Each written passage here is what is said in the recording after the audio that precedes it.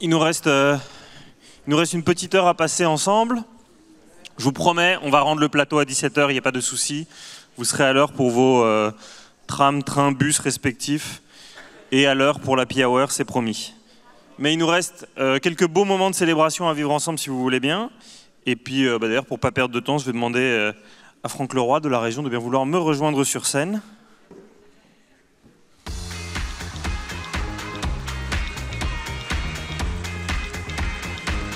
Vous pouvez prendre... Ouais. Voilà, prenez place à côté du Grand Prix du public, dont je ne sais pas encore s'il sera accordé à la région. A priori, vous êtes pas favori, je vous cache pas. On a entendu d'autres collectivités ce matin, notamment l'Eurométropole, venir réaffirmer leur soutien à côté d'idées, mais évidemment, surtout depuis 2015 et depuis qu'on est passé de petites régions à ces grandes régions qui parfois font la taille d'un pays, notamment Grand Est, vous devez faire au moins la taille de la Belgique. On peut deux fois. Et ben voilà, on peut attendre qu'un territoire qui fait 2 fois la taille de la Belgique puisse apporter son soutien. Je sais qu'il y a un Business Act Grand Est que vous déployez actuellement. Est-ce que ce Business Act que vous avez mis en œuvre, il est aligné avec les valeurs telles qu'ont été introduites par le président Steve Djeko ce matin? Alors totalement, mais je voudrais d'abord excuser Jean Rotner, notre président, qui est à l'autre bout de la région. Il se trouve que je suis champenois et je suis ici, il est alsacien et il est à l'autre bout de la région. Ce sont les aléas des déplacements que nous avons à honorer les uns les autres. Je voudrais aussi vous féliciter Initiative Durable pour cette magnifique manifestation avec un public impressionnant par son nombre et j'en suis sûr par ses qualités. C'est très important d'être mobilisé sur ces questions, c'est stratégique et c'est l'une des raisons qui a poussé Jean Rotner avec la préfète de région, je tiens à le souligner. Au moment du confinement, à la sortie du confinement, on attendait le pire. On redoutait le pire. Les entreprises avaient perdu leur chiffre d'affaires, des charges qui risquaient de s'accumuler. Et la question que se sont posées à la fois Jean Rotner et Madame la préfète de région, c'était de dire, voilà, il faut qu'on travaille ensemble, on ne peut plus se permettre de travailler chacun dans notre coin. Et il faut surtout qu'on imagine l'avenir parce qu'on va devant des périls et des défis colossaux. Et le premier défi et le plus durable que nous avons devant nous, c'est incontestablement le défi de la transition écologique.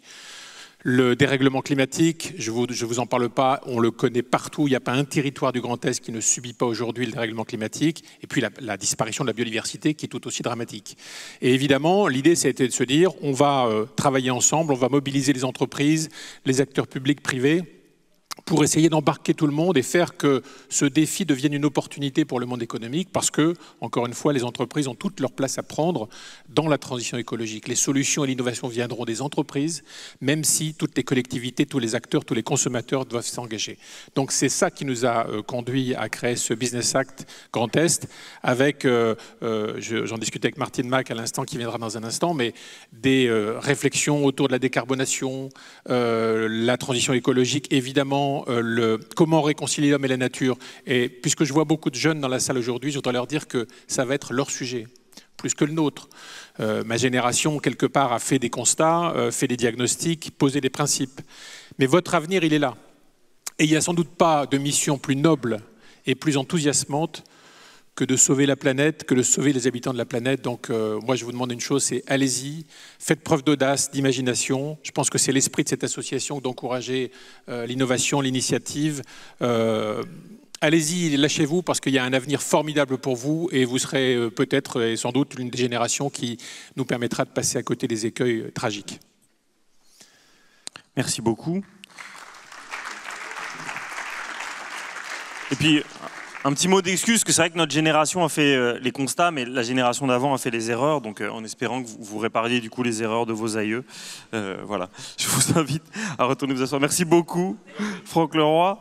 On va justement se projeter un peu dans une période qui pour moi sera crépusculaire et où j'aurai une hanche en plastique, mais où vous serez encore jeune et fringant, puisqu'on va parler de 2050, ce qui était le thème d'un atelier, le numéro 9. Et je voudrais, pour ce faire, être rejoint sur scène par l'animatrice de l'atelier numéro 9, ainsi que par Martine Mac et Jérôme Béton.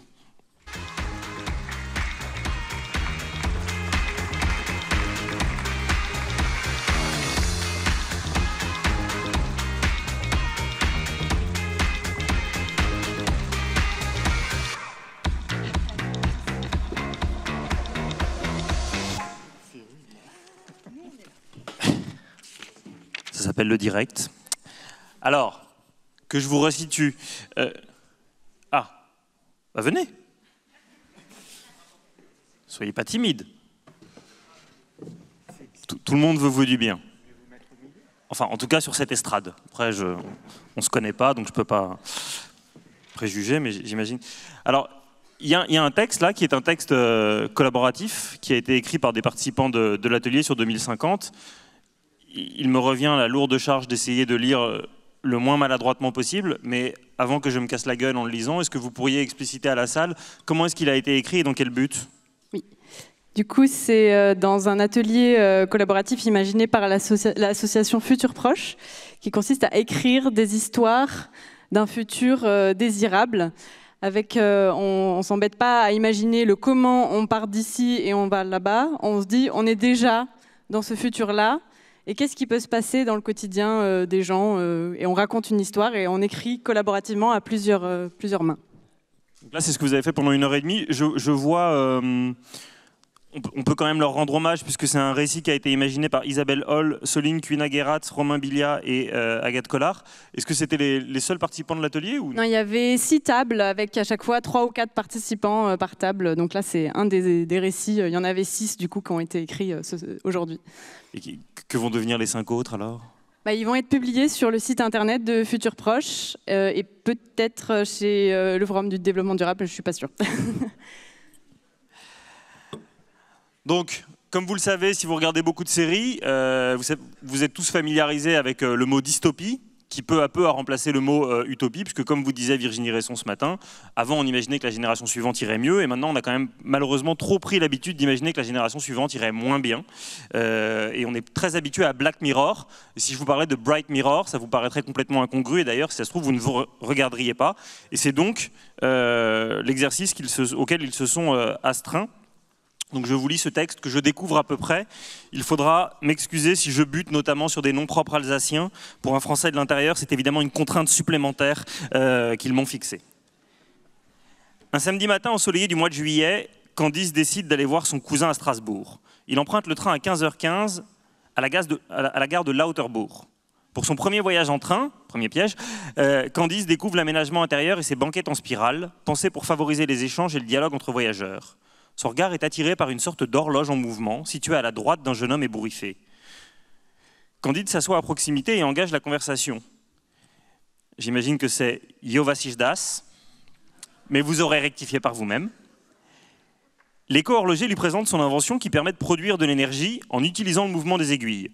Il se rend à la forêt de vie, qui émergea naturellement suite à l'extinction du shopping Promenade. Candide, intrigué, décide de suivre l'ébouriffé pour en apprendre plus sur ce lieu communautaire. À l'arrivée en gare de Lingolsheim, le train ayant de l'avance, Candide prend plaisir à se promener à pied et décide même de faire le tour des activités alentours.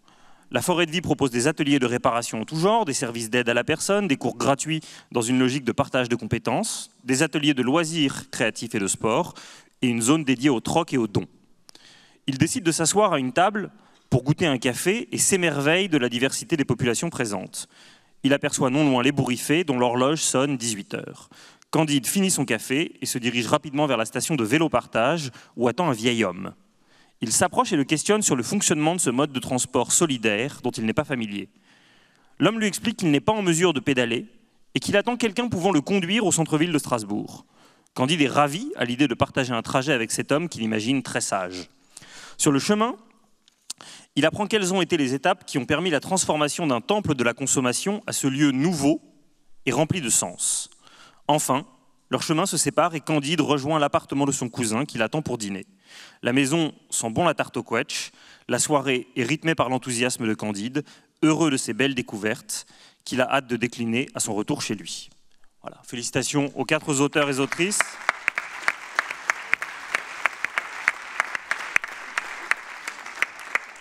Jérôme, ça doit quand même vous parler, parce que ce matin, on a parlé dans la première table ronde, il y a eu le mot tabou qui a été prononcé par Sylvain Brezard, à savoir décroissance, et il est bien revenu sur le fait que décroissance n'était pas nécessairement le fait d'aller vers un modèle Amish chez tout le monde dans des grottes. Là, on voit qu'on peut faire preuve un peu d'innovation frugale et qu'en vérité, ça va plutôt bien se passer. Est-ce que ça correspond un peu à ce que vous soutenez?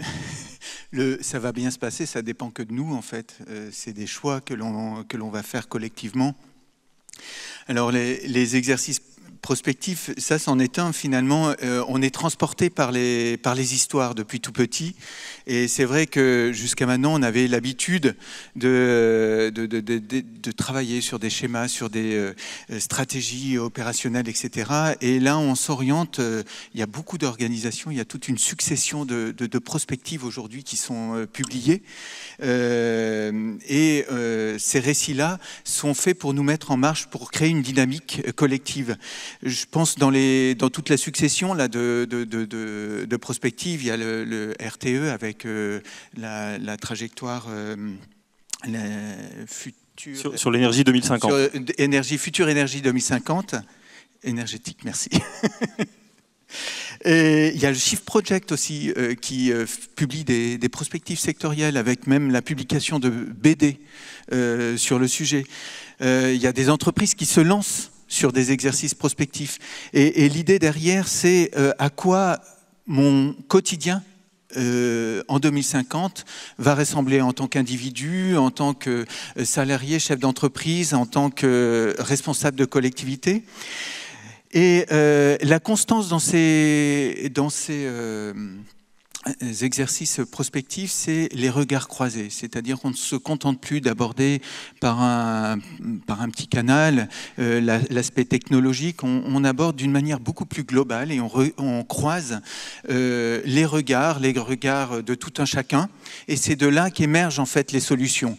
Et en général, on voit les choses... Alors, on peut être mobilisé par des choses négatives, mais en collectif, ce qui nous fait bouger, ce qui nous fait briller, c'était ce midi, quand j'ai remis les trophées, eh bien, c'est ces histoires de succès de techniques, le lampadaire là, qui produit de l'énergie, qui éclaire de manière juste ce qu'il faut. Voilà. Donc là, juste pour terminer, l'ADEME n'est pas en reste. Elle lance aussi le 30 novembre prochain, alors ça c'est une invitation. Le 30 novembre prochain, on a produit au cours des 2 dernières années des visions prospectives, énergie-ressources, et elles vont être publiées le 30 novembre prochain. Et l'idée, c'est comment... notre trajectoire vers 2050, comme l'a dit à l'instant, en 2050, quelle sera notre vie. Et on propose 4 scénarios, qui partent d'idées, d'hypothèses, qui s'appuient sur toute la connaissance qu'a acquis l'ADEME avec ses partenaires, des connaissances techniques, technico-économiques, mais aussi sociologiques, parce que ces scénarios vont demander de changer, vont nous demander et nécessitent un changement, de faire des efforts. Et le choix de ces efforts-là, à nous de les rendre attractifs. Et donc, du coup, l'ADEME avait cette ambition d'illustrer un champ des possibles, on va donner 4 exemples, d'éclairer la décision aussi, parce que quand on voit un peu où on va, on décide différemment, de susciter l'échange. Ça, c'est l'essence de l'ADEME, hein, de réunir autour d'une table, de partager avec des données objectives et de permettre de susciter l'échange. Donc, on est au rendez-vous aussi de ça. Et donc, ces quatre scénarios seront présentés, et j'en dis pas plus, le 30 novembre, en direct. Vous pourrez le suivre, ça sera rediffusé sur Internet. Sur quel canal, du coup ? Ça sera publié, je ne sais pas. Ça. On vous fera passer à tous les participants du Forum DD auront le lien direct vers les visions prospectives de l'ADEME du 30 novembre prochain. Merci beaucoup. Rendez-vous le 30 novembre. Sur le site de l'ADEME, hein, tout simplement. Merci Jérôme. Et Martine, vous avez entendu donc, cette partie de 2050. Alors, on ne donne pas évidemment la dénomination juridique de ces vélos partage, etc. Mais peut-être qu'il y a des entreprises dans le lot. Qu'est-ce qu'une entreprise comme la vôtre prend comme part à ce récit ? Qu'est-ce qu'une entreprise comme la mienne peut prendre comme part à ce récit ? Comment est-ce qu'une entreprise comme la vôtre peut prendre part à ce que 2050 soit plus désirable que ce qui nous est promis? On est d'accord. Comment elle peut prendre part? J'ai bien aimé votre idée qui est de dire à un moment, il faut se projeter, il faut essayer d'innover de façon frugale, mais en tout cas, il faut se poser des questions du type « pourquoi pas ?» Et il faut essayer, il faut tenter. Et une entreprise comme la nôtre, qui est une société d'économie mixte, actuellement, elle porte une première nationale, qui est le premier démonstrateur de production d'hydrogène à partir de biomasse. C'est un gros risque, c'est un gros projet. Il y a de l'argent. On peut réussir ou on peut échouer. On le fait parce qu'on considère qu'il est de notre responsabilité d'offrir aux citoyens des énergies qui sont des énergies renouvelables. Faites attention, j'ai dit renouvelable, je n'ai pas dit décarboné. C'est un vaste débat, je ne vais pas l'ouvrir ici, mais c'est un débat. On fait tout pour tenter ça. Donc ça, c'est quand même notre marque de fabrique. Alors j'espère que ça va fonctionner. Et je trouve que le projet, il est très intéressant parce qu'il ne s'agit pas simplement de produire de l'hydrogène, et je pense que beaucoup d'entre vous en ont entendu parler. On parle de l'hydrogène comme l'énergie de demain, hein, notamment dans le cadre de la mobilité, y compris pour les vélos. Donc, vous voyez, je fais la boucle avec la petite histoire. Il m'a intéressé parce qu'en fait, c'est même un puits de carbone. C'est génial. Mon process, il piège du carbone. Parce qu'en fait, on rentre de la biomasse et on la pyrogazéifie. Alors, je suis très technique, hein, je suis désolée. On est obligé de monter en température sans flamme. Et donc, cette biomasse, elle va devenir toute noire, comme un charbon. Ouais, c'est un peu ça. Et ce charbon, il est génial pour un retour à la Terre, parce qu'il permet à la Terre de mieux garder l'eau. Et quand on sait que dans les enjeux climatiques, il y a aussi comment faire face, alors cette année n'a pas été géniale, hein, mais face à des retours de chaleur, on a cette possibilité d'utiliser ce coproduit, et ça on n'y avait pas du tout pensé à l'origine. À l'origine, c'était vraiment branché hydrogène, et ce coproduit pour enrichir le sol. Et on va le tester avec des jardins partagés de la Montagne Verte, donc on est très contents. Ils ont demandé de façon volontaire à tester ce produit. Voilà. Donc, ce qu'on peut faire, nous, c'est... je ne veux pas dire ce qu'on peut faire, c'est plutôt ce qu'on doit faire. Une entreprise qui se dit investie, à un moment, elle doit essayer des choses. Elle doit innover dans le sens de l'intérêt collectif pour que le rêve puisse devenir réalité. Voilà, c'est ça notre responsabilité, mais pas de le faire seule. Elle doit le faire avec des partenaires, en étant implantée localement. Je pense que ce sont les gages de la réussite. Bah écoutez, en tout cas, au nom du collectif, on vous souhaite que ça marche.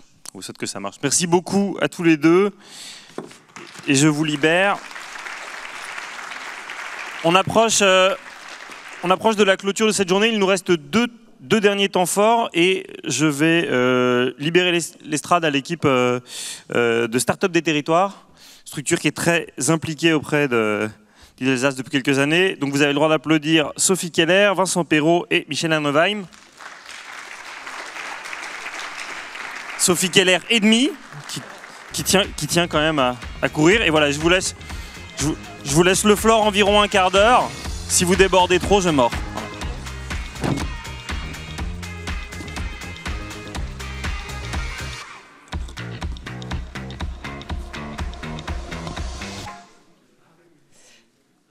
Eh ben merci Vincent. Eh ben nous, on avait envie avec Vincent et Michel de vous présenter un des chemins aussi qui peut mener vers cette transition dont on rêve et à ces rêves. Et on avait déjà envie de remercier avant tout Fanny et Marie qui ont pensé que Start-up de territoire sur notre territoire ici à Strasbourg, mais aussi dans le Grand Est, pouvait être une des voies qui mènent vers ce récit possible en 2050.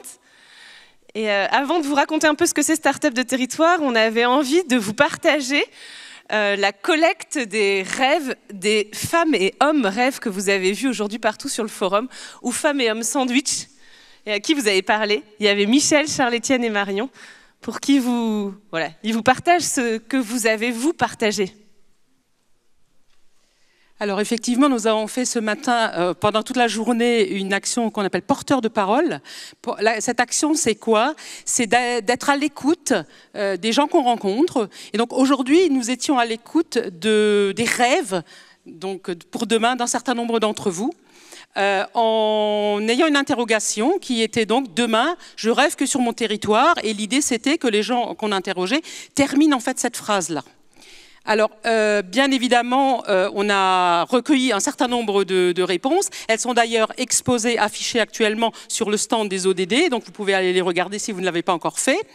Mais on n'a pas pu aller à la rencontre de tout le monde.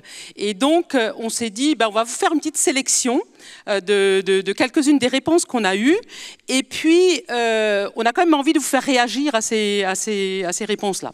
Alors, vous n'allez pas pouvoir répondre individuellement chacun, ça ferait beaucoup de bruit et puis on ne s'entendrait plus. Donc ce qu'on vous propose, et puis ça vous permettra aussi de ne pas vous endormir, ce qui est pas mal, de bouger un tout petit peu. Donc je vais vous faire en fait, je vais vous présenter 4 des réponses qu'on a eues. Et pour chacune des réponses, je vais vous demander de réagir. Si vous trouvez ça vraiment génial, vous levez les 2 bras, très haut. Si vous trouvez ça chouette, vous en levez un. Si ça ne vous parle pas trop, si ça vous interroge, voilà. Et puis on a décidé qu'en fait personne dans cette salle ne serait contre ou trouverait ça complètement déplacé, ce qu'on a recueilli aujourd'hui. Donc c'est bon pour ce qu'on vous demande de faire, hein. On compte vraiment sur vous pour réagir. Alors, première proposition, qui en fait est plutôt sur le chemin pour y aller. Donc c'est demain, je rêve que sur mon territoire, il y ait moins d'égo et plus de co comme co-construction, coopération. Allez. Super. Tout le monde est assez d'accord. Alors, la prochaine réponse, elle est complètement en lien avec quelque chose qu'on vient d'entendre sur le récit de tout à l'heure. Donc c'est demain, je rêve que sur mon territoire, les personnes âgées soient accompagnées et que la vieillesse soit heureuse et joyeuse.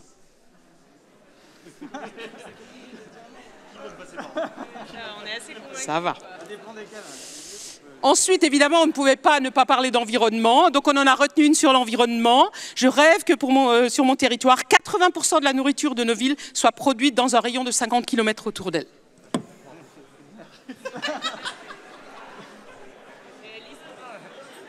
Et puis la dernière qu'on a retenue, elle est vraiment en résonance avec ce qu'on a entendu ce matin, notamment à la plénière d'entrée, ce que Léa nous a dit. Donc c'est demain, je rêve d'un monde qui donne envie à nos enfants.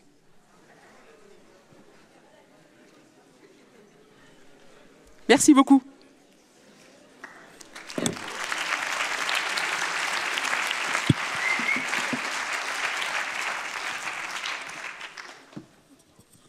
Donc merci pour votre participation. On va continuer à vous faire participer. Et donc parmi les rêves qu'on vous a exposés et qui viennent de vous, il faut un chemin pour y aller.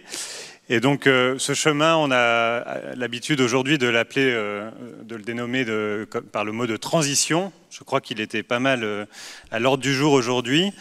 Ce mot transition, vous serez d'accord avec nous pour dire qu'il peut faire l'objet de plusieurs interprétations. Et donc on vous invite du coup à donner votre propre interprétation. Et pour vous aider, on vous en soumet 3. Alors elles sont sélectives et on s'est mis un peu à risque. Alors on vous invite à vous mettre aussi à risque.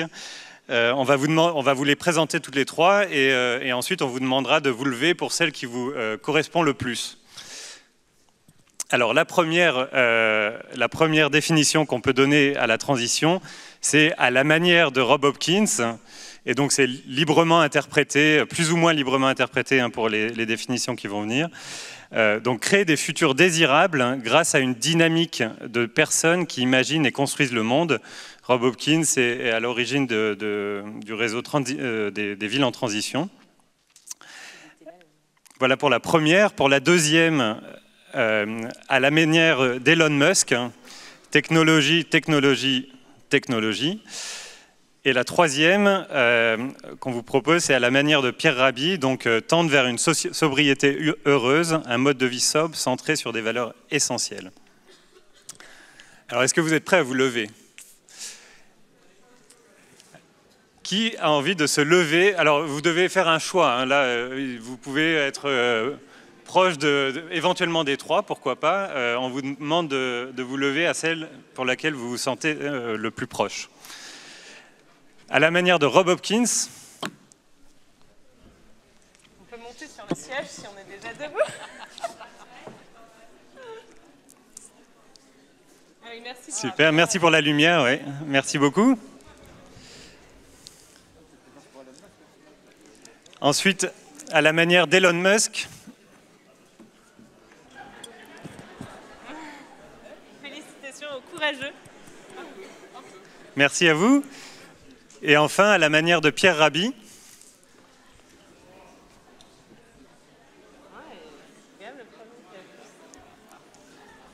Merci.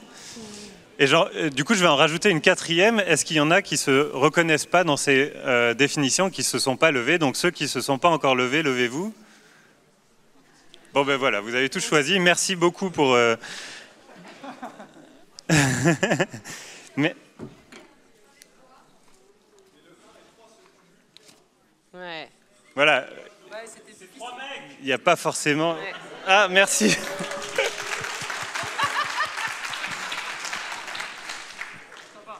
Touché. Là, il y a 3 filles. Ah oui, oui. On compense. Bon, c'est bon. Ouf, on a eu chaud là. Ouais. Donc on doit... non, tu peux mettre la précédente. C'est pas grave. Bon, mais c'est pas grave. C'est pas grave. Donc, nous, on était debout, mais du coup, vous n'avez pas vu pour laquelle on était plutôt, à laquelle on était plutôt enclin. Pour tout vous dire, on voulait faire aussi un clin d'œil au Forum DD 2019. Durant lequel donc, Rob Hopkins était intervenu et avait donné sa définition de la transition qu'on vous a redonnée ici. Et on doit vous dire que ça nous avait particulièrement touché dans l'équipe de Start-up de territoire parce qu'on se définit comme une dynamique citoyenne entrepreneuriale. Et on avait lancé Start-up de territoire donc en 2016 en partant des convictions que c'est à partir des rêves et des indignations de chacun dans nos territoires, au plus proche de ceux avec qui on vit et on travaille, qu'on peut construire et impulser des projets économiques, créateurs d'emplois et qui apportent des solutions à la question de la transition. Et la deuxième conviction qu'on avait, c'était vraiment que la mobilisation citoyenne, la mobilisation de tous, des citoyens, où qu'ils soient, c'est pas une option, c'est pas quelque chose qu'on fait en plus, mais c'est quelque chose qui est vraiment, c'est le modèle pour que les choses changent vraiment. C'est une condition de réussite pour que les entreprises qui changent vraiment nos modes de vie réussissent. Donc Start-up de territoire, c'est vraiment cette dynamique que certains d'entre vous connaissent pour l'avoir vécu, où on réouvre les possibles. Et souvent, et ça a été dit dans la plénière d'ouverture, la transition, elle est freinée par le fait qu'on se retrouve seul face à ces indignations et que ça limite les possibles. Et dans Start-up de territoire, l'idée, c'est de rencontrer là où l'on vit les personnes qui sont touchées par les mêmes sujets que nous pour réussir à changer les choses ensemble. Mais non pas à travers un mouvement politique ou un mouvement d'idées, mais bien par un mouvement d'action qui crée des activités économiques qui vont changer nos vies par l'impact qu'elles vont avoir sur notre territoire, et notamment de créer de l'emploi, mais aussi des solutions sur les sujets qui vous tenaient à cœur et qu'on a entendu dans le récit à l'instant, mais aussi sur les rêves que vous avez. Donc c'était un rêve il y a 5 ans quand on s'est lancé. Et aujourd'hui, en Alsace, c'est 20 projets qui se sont développés, qui ont créé une 50aine d'emplois et qui ont réellement changé nos vies sur des sujets hyper variés, comme l'exemple par exemple de Boma, que certains d'entre vous connaissent. C'était une équipe de filles, comme vous pouvez voir, avec un homme au milieu. Et cette équipe de filles, elle s'est retrouvée à un événement au Rhenus où aucune d'entre elles n'était spécialiste du bâtiment. Mais par contre, elles étaient indignées par les déchets du bâtiment. Et elles se sont dit comment on peut agir. Voilà, l'une était archéologue, l'autre dans la communication. Enfin. Et ensemble, par cette dynamique positive, où aussi on s'entraide pour réussir à développer ces solutions, elles ont développé vraiment un projet qui aujourd'hui a un impact incroyable, qui fait des diagnostics déchets notamment sur des grands bâtiments emblématiques de notre territoire, la manufacture des tabacs, le stade de la Méno, et répond à un besoin qu'aujourd'hui aucun autre acteur seul peut adresser, qui est cet immense flot de déchets dans les déchets du bâtiment pour retrouver une deuxième vie. Et des projets comme ça, il y en a aujourd'hui à Start-up de territoire qui ont germé par les rêves qui sont devenus réalité dans des sujets aussi bien du vivre ensemble avec les petites cantines dans le quartier Gare, dans réinventer les funérailles pour qu'elles coûtent moins cher, qu'elles soient plus écologiques. Et c'est le cas par exemple de Maintenant l'après, dans l'agriculture en ville, pour remettre de la verdure et aussi du mieux vivre dans nos villes, comme le projet des cols verts. Et voilà, tous ces projets-là, ils ont révélé le potentiel entrepreneurial qu'on avait à l'intérieur de nous, mais qui n'est possible que quand on est dans une dynamique large et collective qui offre une place à chacun. Et aujourd'hui, cette dynamique, elle est portée dans 14 territoires en France, avec 3 territoires dans le Grand Est, notamment, on parlait de la Champagne, à Reims, mais aussi à Nancy, et avec une dynamique qui se lance aussi en Alsace du Nord, au-delà de Strasbourg. Et notre rêve, c'est qu'il y ait 50 territoires dans 3 ans, qu'on ait vraiment un mouvement large de personnes au-delà du Grand Est, que ça inspire plein d'autres territoires et qu'on puisse partager pour que les projets s'essaiment. Et notre proposition aujourd'hui, c'est vraiment de se dire que on n'est pas à la hauteur des enjeux, malgré ça. Enfin, on peut aller beaucoup plus loin, que malgré les 200 projets qui se sont développés, c'est qu'une goutte d'eau dans l'océan, même si ça réouvre de l'espérance et donne de l'énergie. Si on veut vraiment changer nos vies là où on vit, il faut aller plus loin. Et donc, on a une proposition pour 2022 à Strasbourg, c'est de se dire qu'il faut qu'on monte une équipe d'acteurs, qu'on remette le projet au centre, que ce ne soit pas un projet porté par une organisation, mais par plusieurs acteurs, des organisations, des entreprises et bien sûr nos collectivités, pour offrir à chaque citoyen dans son quartier ou dans son organisation la possibilité facilement de s'engager dans l'émergence ou le développement d'un des projets pour avoir plus d'impact, comme le disait Vincent. Et du coup, cette année, on veut créer une équipe de territoire qui va nous permettre en 2022 de donner naissance à des nouveaux projets qui vont changer notre vie ici à Strasbourg, et aussi de booster les solutions qui existent, qui ont un potentiel bien plus large que celles qu'elles ont aujourd'hui. Donc on vous invite, et là c'est la proposition qu'on voulait vous faire. Donc on vous invite pour les Strasbourgeois ou ceux qui veulent faire le voyage de venir le mardi 16 novembre à la Tour Merveilleuse du Schlossel. Donc on travaille aussi beaucoup sur l'imaginaire, comme vous l'entendez. La Tour Merveilleuse du Schlossel, c'est un tiers-lieu qu'on a lancé au cœur du parc naturel urbain de Strasbourg et qu'on anime avec nos partenaires. Et donc voilà, on va libérer la scène, donc on va s'arrêter là, mais c'est vraiment l'idée de poursuivre les échanges avec vous et de lancer la construction de cette équipe de territoire. Et j'avais envie de rajouter aussi pour ceux qui ne peuvent pas le 16 novembre ou ceux qui ne sont pas à Strasbourg, comme le disait Sophie, c'est un mouvement qui est lancé sur plusieurs territoires et qui est aussi peut se lancer dans votre territoire si vous avez à cœur de lancer cette dynamique-là. Et donc vous pouvez nous contacter. Il y a un programme d'accompagnement de nouveaux territoires qui est en train d'être mis en place. Voilà, merci à vous. Merci.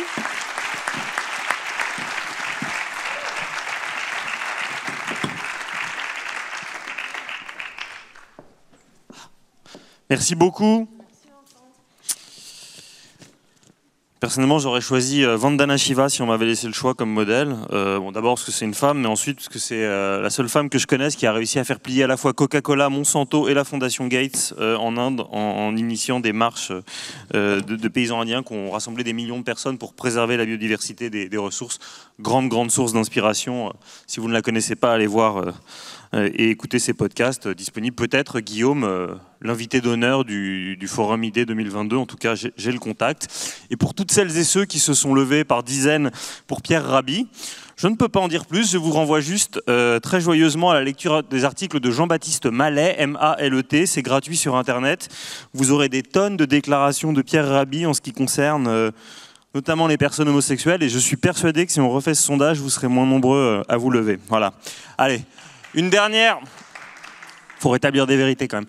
Il nous reste une dernière très très joyeuse célébration avant de se dire au revoir. Vous avez vu qu'il y a un prix du public qui est sur cette scène, mais pour le décerner, eh bien, il va falloir que vous choisissiez entre les 4 derniers finalistes qui s'affichent derrière moi. C'est vous qui allez choisir. Donc c'est des entreprises qui ont été mises en avant par le jury et qui faisaient donc partie des 10 finalistes, mais qui n'ont pas été lauréats ce matin. Et il y a la possibilité pour l'un de ces 4 derniers finalistes de repartir avec le prix qui est là. Pour ça, il va falloir qu'il vous convainque. Donc c'est vous qui allez voter dans un quart d'heure. On a un tout petit peu de retard, donc je précise bien pour les 4 pitchers que vous avez un timer qui s'affiche sur scène, puisque vous savez que le vocabulaire des startups est exclusivement en anglais, qui vous donne 4 minutes toutes pile, et que si vous dépassez d'1 seconde, je serai obligé de hurler, puisque nous sommes en retard.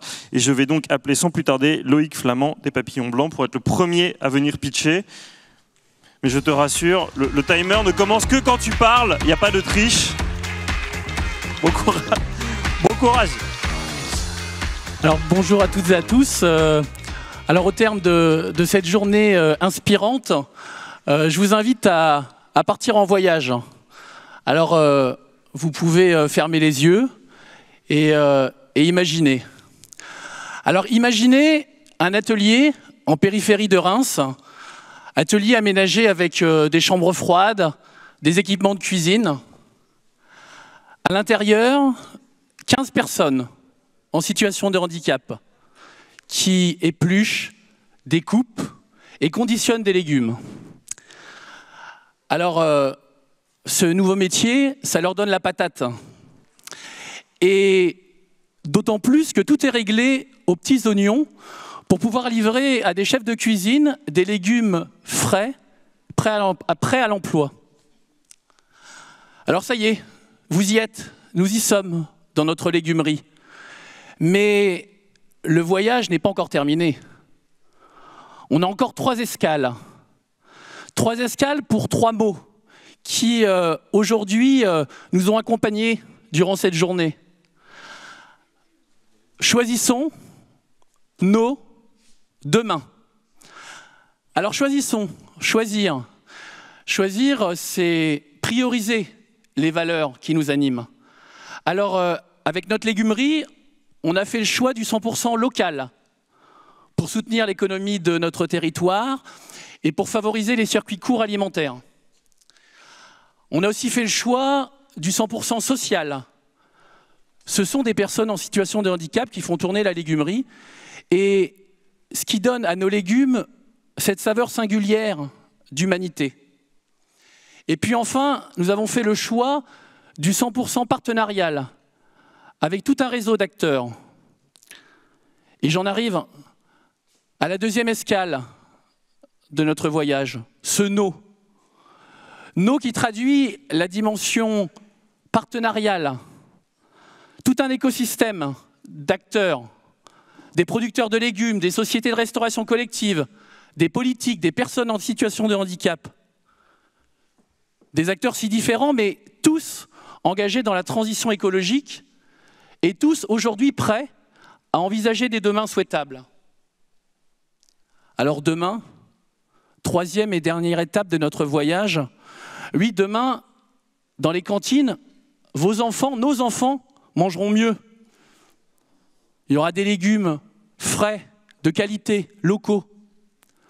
Demain, les personnes en situation de handicap seront reconnues pour leur talent. Il n'y aura plus de distinction entre des personnes avec ou sans handicap. Non, c'est la diversité qui sera la norme. Choisissons nos demain. C'est ce que nous avons fait avec cette création de légumerie. C'est ce que l'association des Papillons Blancs en Champagne a fait. Je suis Loïc Flamand. J'y dirige le pôle travail et insertion professionnelle. Et avec mes équipes, nous favorisons l'emploi des personnes en situation de handicap. Et nous contribuons à rendre la société plus solidaire, plus inclusive, plus éco-responsable.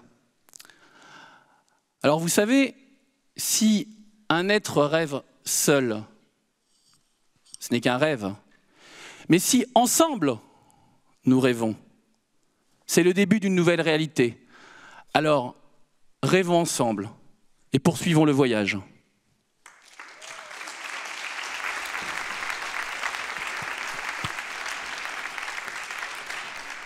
Magnifique.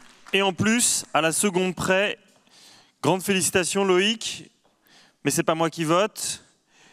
Je vais sans plus tarder appeler Clément Ritter. Même consigne, même exercice. Il a mis la barre assez haut. Hein. Ouais, confiant? Ok. Non, mais... Ah. Bonjour à tous. Bonjour à tous, c'est un plaisir et un honneur d'être devant vous aujourd'hui. Je suis Clément Ritter, je travaille chez Suez, mais je parle également aujourd'hui au nom du CIVOM de la région mulhousienne, et qui est notre partenaire sur le projet dont je vais vous parler. Avant de vous présenter ce projet qui est aujourd'hui opérationnel et qui sera inauguré officiellement dans 2 semaines, je vais juste poser un peu le contexte. Je vais vous parler de phosphore. Je suis sûr que vous savez tous ce que c'est le phosphore, mais je vais faire un bref rappel. Le phosphore, c'est un élément minéral. C'est un élément minéral qui est indispensable à la vie. Il intervient dans le métabolisme pour stocker et libérer l'énergie et aider à la croissance de tous les êtres vivants, les êtres humains, les animaux, les plantes, etc. En agriculture, on utilise le phosphore pour faire des engrais. Et ce phosphore qui est utilisé en agriculture, il pose plusieurs problèmes. Il vient de loin. 95% des mines de phosphore sont concentrées dans 9 pays sur d'autres continents.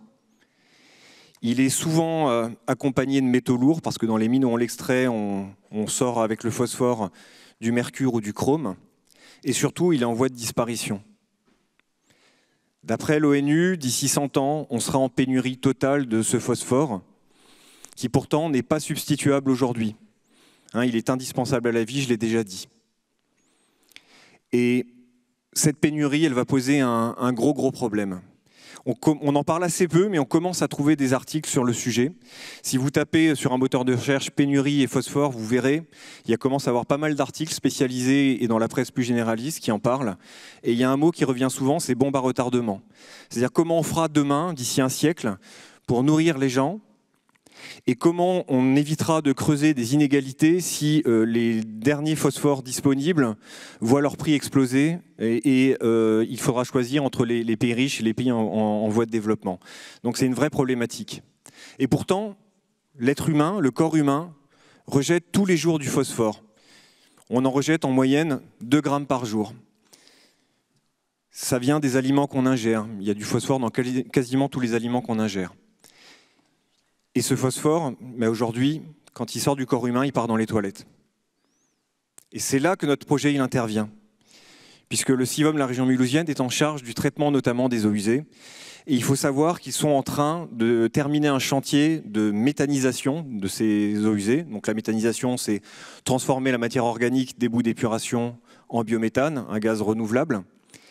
Et le procédé PhosphoGreen, dont je vous parle maintenant, il vient se plugger, se brancher sur cette méthanisation et il permet de récupérer sous forme solide le phosphore qui arrive dans les eaux usées et qui est issu de ce corps humain. Et donc à Mulhouse, on va produire chaque année 100 tonnes, 100 000 kilos d'un phosphore renouvelable, local et totalement exempt de métaux lourds. Donc ça va pouvoir devenir un engrais biosourcé, renouvelable et au service du local. Et l'idée, c'est qu'on puisse faire la démonstration à grande échelle, parce que c'est la première référence en France et en Europe de cette taille-là, qu'il est possible de substituer le phosphore qui venait de ces mines avec un phosphore naturel. Et les estimations montrent que si tout le monde faisait comme Mulhouse, on pourrait répondre à 20% des besoins mondiaux en phosphore. Donc c'est une grande fierté pour moi de vous parler de ça aujourd'hui et de vous dire qu'il sera inauguré dans 2 semaines en Alsace, dans le Grand Est. Merci beaucoup.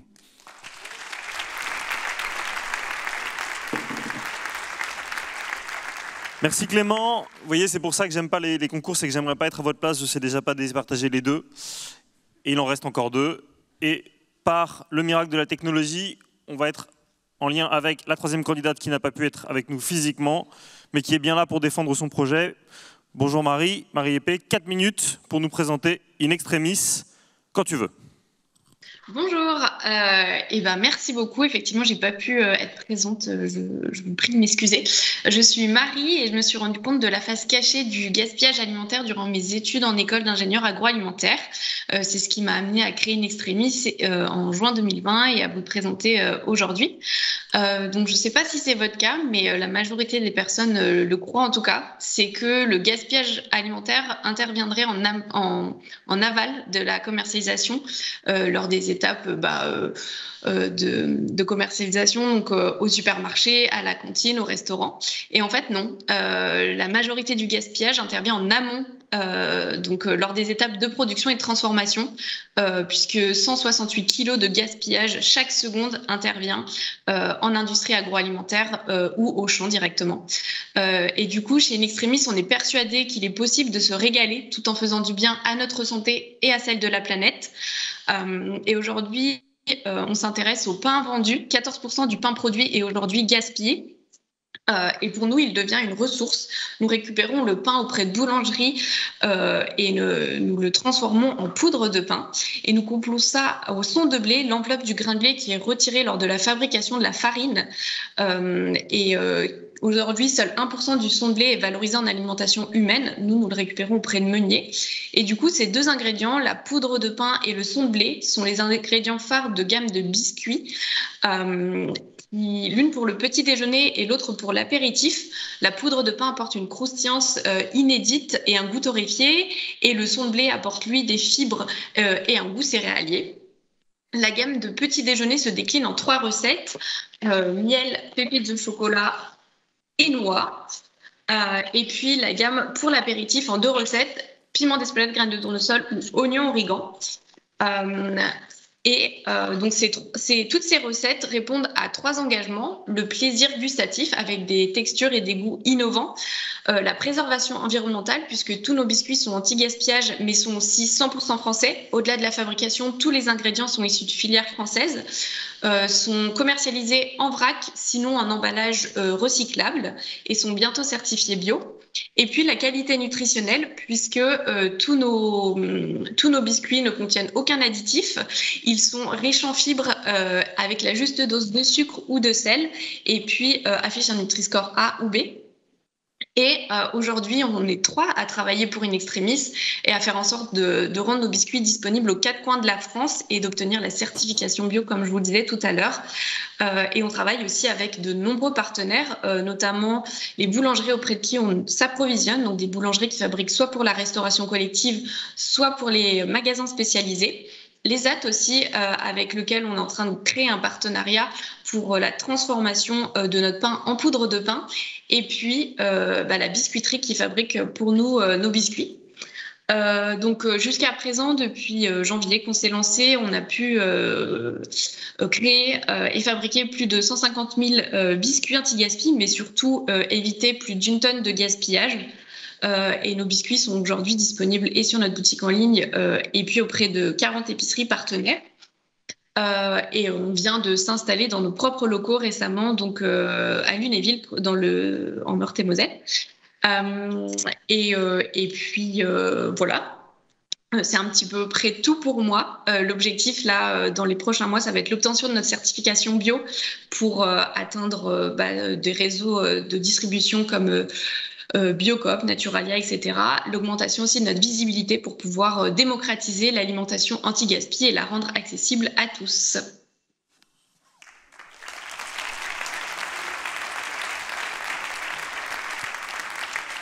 Bravo Marie, tu noteras que tu as fini sur le timer que tu avais mis à côté de ton ordinateur qui a sonné à la seconde près. Reste près de ton ordinateur pour le verdict du public dans quelques minutes après le passage de la dernière contestante, comme on dit en bon français, à savoir Stéphanie Meyer. Ah, évidemment, si vous me faites une arrivée de l'autre côté. Alors, mais non. Est-ce que vous pouvez l'applaudir avant parce qu'elle me dit qu'elle a le trac? Voilà. La salle t'est acquise, 4 minutes, comme pour tout le monde. Bonsoir tout le monde, donc, je suis Stéphanie, je travaille au domaine du Hirtz à Wattwiller. Je vais vous expliquer ce que c'est. Le domaine du Hirtz, en fait, c'est parti d'un pari fou d'un couple qui voulait donner du travail à des personnes en situation de handicap. Et donc, ils ont trouvé une colonie de vacances abandonnée sur les hauteurs de Wattwiller. Ils l'ont achetée, ils ont retapé, ils se sont donné du mal. C'est eux-mêmes qui ont travaillé corps et âme. Et en 2015, donc, ils ont ouvert l'entreprise. Donc, on a actuellement 56% de travailleurs en situation de handicap. Ils en ont fait une entreprise adaptée, sociale, solidaire. Et petit à petit, on a évolué en plein cœur du massif des Vosges. Donc forcément, la clientèle nous disait « Oh là là, c'était pas très écologique notre façon de travailler ». Et nous, ça nous a percuté, donc on s'est remis en question. On s'est appuyé sur le label Clé Verte. Et on a travaillé à trier nos déchets. On chauffe tout aux biomasses.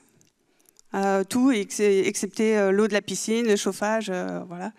En intersaison, on avait du fioul encore, donc là, on a installé des clims réversibles et on va installer très prochainement, dans les 2 mois, des panneaux photovoltaïques pour les alimenter. Donc voilà, on sera vert de ce côté-là après. Ensuite, j'espère le truc.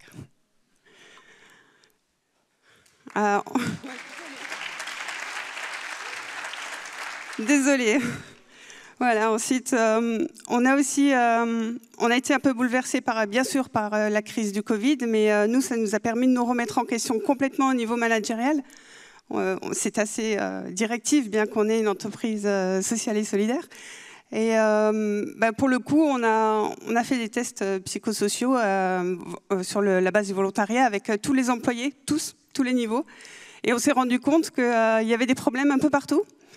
Et donc chacun, on a pris le temps de discuter avec eux, chaque employé avec son manager, avec la direction, dans vraiment une grande honnêteté. Alors je dis que ce qui est sorti, c'était pas super agréable à entendre, mais du coup on s'est remis entièrement en question. On a changé complètement notre style de managérial. Aujourd'hui c'est très participatif, c'est agréable. Voilà. On vient tous avec le sourire, on repart tous avec le sourire. Du coup, plein de choses se sont développées, les langues se sont déliées, des jeunes avaient envie de progresser, donc on leur a permis d'évoluer dans l'entreprise, ce qui est un challenge parce qu'il faut être derrière, il faut être patient, il faut leur donner possibilité de se former aussi, donc on a aussi développé la formation. Et au jour d'aujourd'hui, on a des petits jeunes qui sont arrivés dans l'entreprise qui sont à des postes de responsabilité. On a pas mal des membres du personnel qui étaient en situation de handicap qui sont à des hauts postes de responsabilité. On n'a plus aucune... En fait, les différences se sont complètement effacées.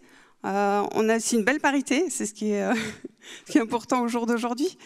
Et voilà, donc l'entreprise, enfin au niveau du trophée RSE, j'étais venue pas pour partager une partie peut-être de ce qu'on fait, puisque c'est vrai qu'on développe dans plusieurs domaines, mais plutôt pour dire que c'est possible aujourd'hui. C'est possible d'être une entreprise lambda, tout simplement, et de changer ses codes.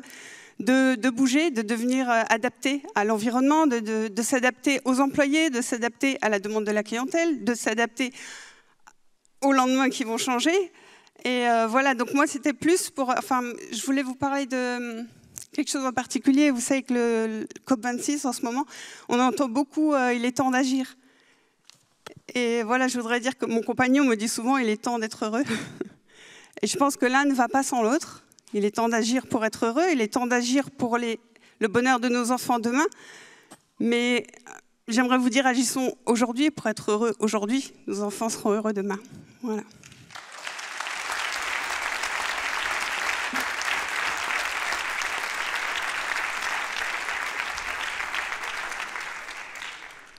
Ça, c'était de l'émotion non feinte.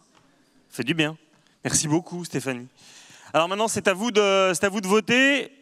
Donc vous vous connectez en ligne ou sur votre smartphone, bon, en ligne a priori, je ne sais pas si je vois beaucoup d'ordinateurs ici, avec votre smartphone, et vous votez, vous choisissez votre coup de cœur parmi l'un des 4 finalistes des trophées RSE Grand Est.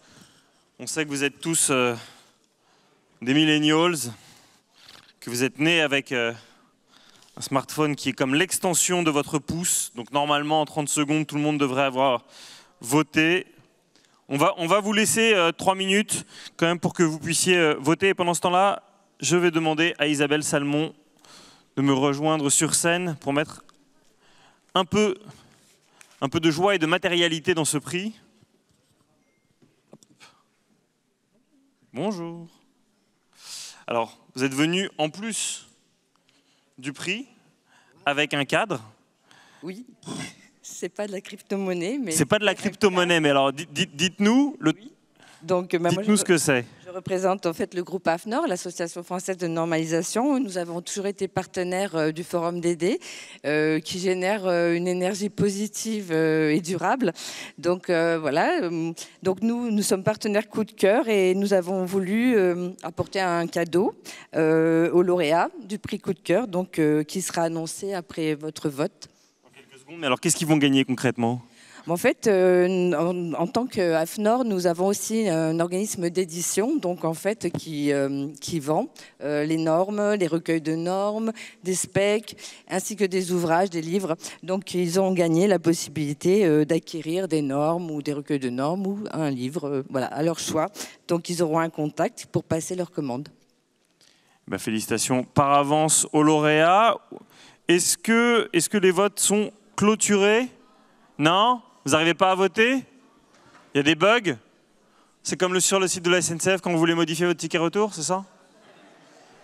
J'adore la SNCF, hein, c'est pas la raison. C'est eux qui me ramènent ce soir, donc c'est juste que c'est une expérience utilisateur vécue, quoi. Je peux pas vous demander pour qui vous auriez voté, évidemment. Non. Et j'ai pas les pouces agiles non plus. J'aurais mis un temps fou. Comment ça, serveur indisponible? Ah, c'est parce qu'il est après 17h. Ça va être compliqué. Il faut...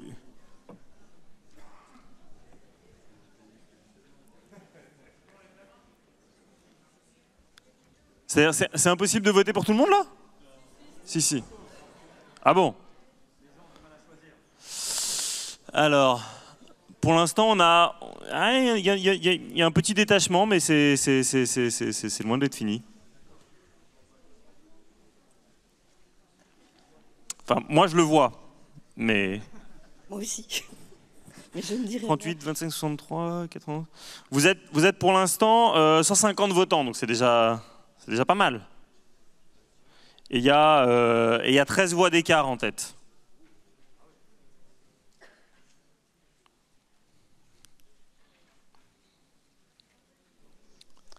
Est-ce que peut-être en régie, on peut nous lancer un petit timer de 30 secondes pour clôturer ou pour clôturer le vote?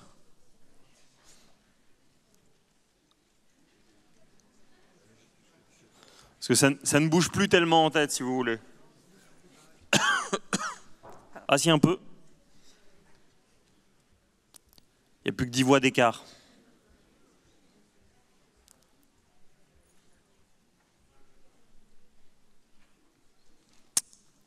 C'est ennuyeux parce que évidemment, comme c'est sur une voie de rétrécissement de l'écart, je peux pas...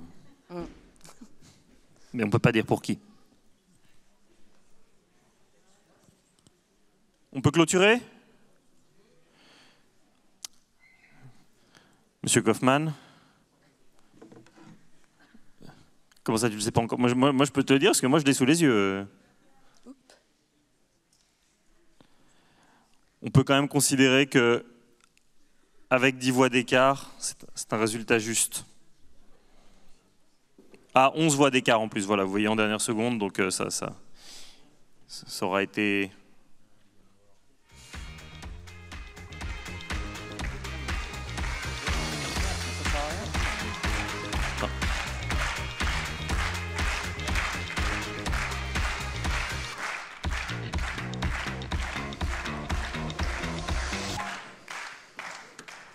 Alors Isabelle, c'est à vous que revient de nous révéler le lauréat. Peut juste vous dire, histoire d'enlever un truc sur 4, qu'il y aura la possibilité pour le ou la lauréate de venir chercher son trophée sur scène. Voilà. Je dis pas plus. Voilà. Donc le prix du coup de cœur du public est attribué au domaine du Hirtz. Félicitations.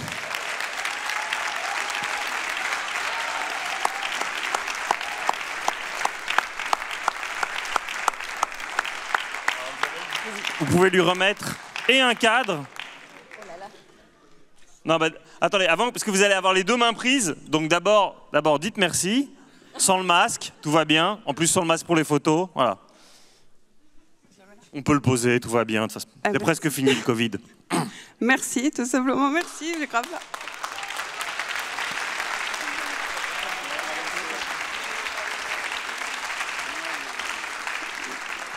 J'y crois vraiment, quoi. J'y crois vraiment et sincèrement qu'on peut vivre comme ça, sans différence. Et voilà, ça marche chez nous, ça peut marcher partout.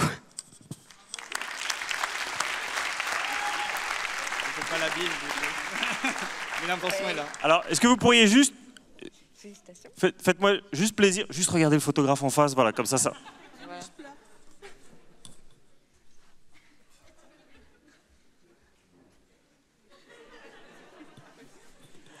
Merci beaucoup, merci à toutes les deux, je vous libère. Donc là, vous avez juste à contacter la personne. Et puis, on fait pas mal de choses dans le tourisme durable.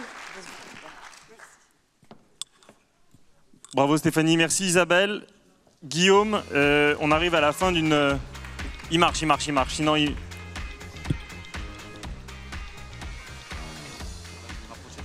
Ouais, alors, on vous demande 2 dernières secondes de patience et on vous libère. On arrive à la fin d'une journée qui était très riche et très longue.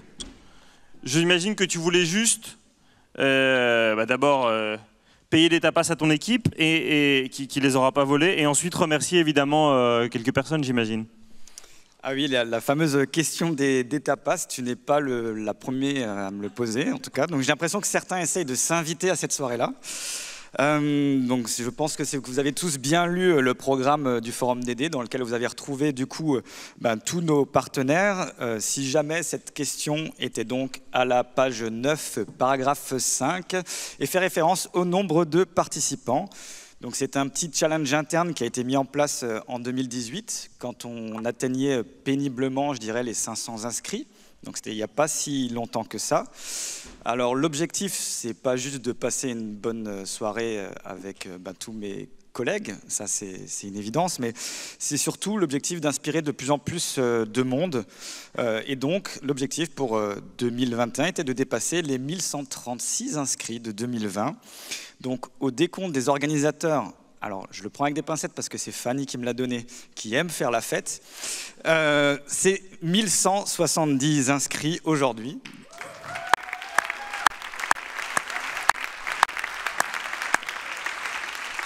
Sur ces 1170 inscrits, vous étiez plus de 650 participants aujourd'hui en physique à Strasbourg, plus de 50 à Laxou et à Châlons, et plus de 200 en ligne. Donc voilà un bon taux de participation. Donc comme tu le dis, je pense que on peut d'ores et déjà dire que cette édition a été un succès. Alors j'attends quand même le décompte de la police pour être sûr de payer ma tournée.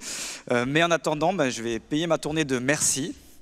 Donc merci déjà à tous les participants, que vous soyez venus pour la première fois, parce que j'en ai croisé des gens qui venaient pour la première fois sur le forum, donc c'est bien, c'est qu'on continue encore à toucher de nouvelles personnes, ou que vous soyez fidèles depuis 12 ans, que vous étiez à Strasbourg, à Laxou, à Châlons ou en visio.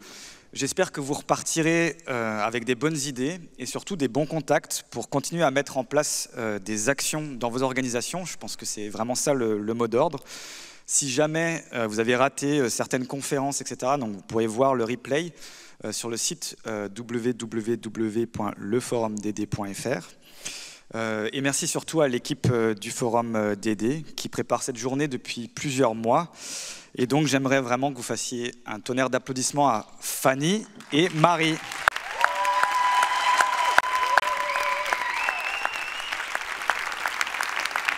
Alors...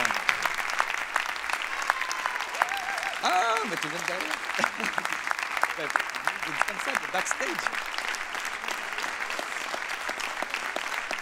Encore un petit peu, encore un petit peu.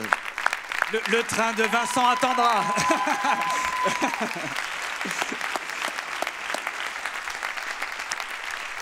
Merci aussi à toutes les équipes techniques, Passmuraille, Via Storia. Merci surtout à tous les partenaires. Alors je pense qu'on pourra voir la diapositive avec l'ensemble des partenaires, tous les étudiants qui ont été aussi mobilisés sur l'ensemble de la journée et qui ont fait que cette édition a pu avoir lieu. Et donc je vais inviter finalement, pour que vous puissiez vraiment matérialiser toute cette équipe, inviter toute l'équipe d'Initiative Durable aussi, qui a dans cette dernière ligne droite prêté main forte à notre binôme du forum, avec Maud notamment, et puis tous ceux de l'équipe Initiative Durable, mais aussi tous les partenaires qui ont contribué à l'occasion du programme, dans le financement, dans la communication, à venir nous rejoindre sur scène pour une photo, mais aussi pour que chacun puisse voir un peu toute cette grande équipe qu'il y a derrière le forum du développement durable. Et puis, une fois que tout le monde sera venu sur scène, j'aurai plus qu'à vous dire à l'année prochaine, tout simplement. Merci. Avec plaisir.